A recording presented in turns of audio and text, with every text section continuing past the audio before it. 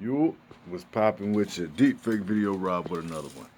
So this one's just right off the dome.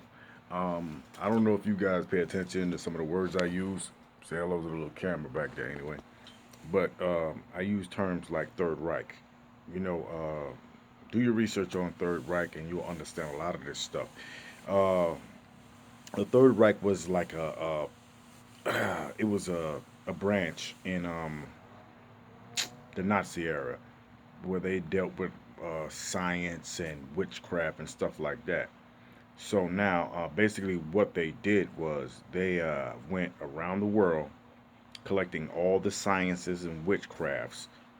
They dealt with the Catholic churches, which have a lot of that knowledge stored, and they weaponized it. A lot of people say Masons are this and that. Well, let me tell you a little thing, a little research that I know. When the Third Reich were crafting their weapons, they used Masonic studies and knowledge. They also used mystics and they used psychics. This is where you get the artificial telepath thing from. So once they obtained that knowledge, they killed them. Facts.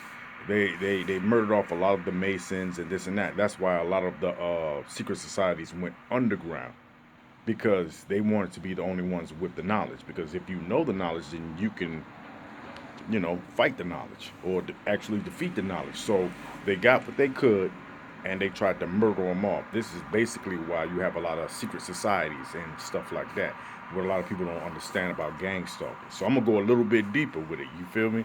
So people say, well, it's a white thing. No, it's not a white thing at all. I know a lot of people gonna disagree with you, boy, but it's not. They got a lot of their knowledge from, like I said, different cultures and stuff like that, mostly from the Egyptians. If you look it up, an entity called Seth, which they call Set, but his name was Seth, and they got their stuff from Sumerians, which were a later. They were more further up in the food chain. Like they were like the first ones to really put down on anything. People always say, well, Egypt is this, but the Sumerians were the ones that really put it down. You know what I'm saying? They wrote down everything. So anyway, to to make this story so you can understand it a little bit better. So basically, what they did is they took knowledge that wasn't good or evil, but they weaponized it. So what the Germans did after that, after they learned how to weaponize it, they learned that certain frequencies and certain powers you can get from either war, pain, and murder. You could actually generate power from it. And the same thing with love. You can actually generate power with love. They're all frequencies. So, being that it's war, you're not going to use the frequency of love. You're going to use the frequency of war and death. So, with that being said, we move on a little bit. So now they learn how to weaponize hate and war.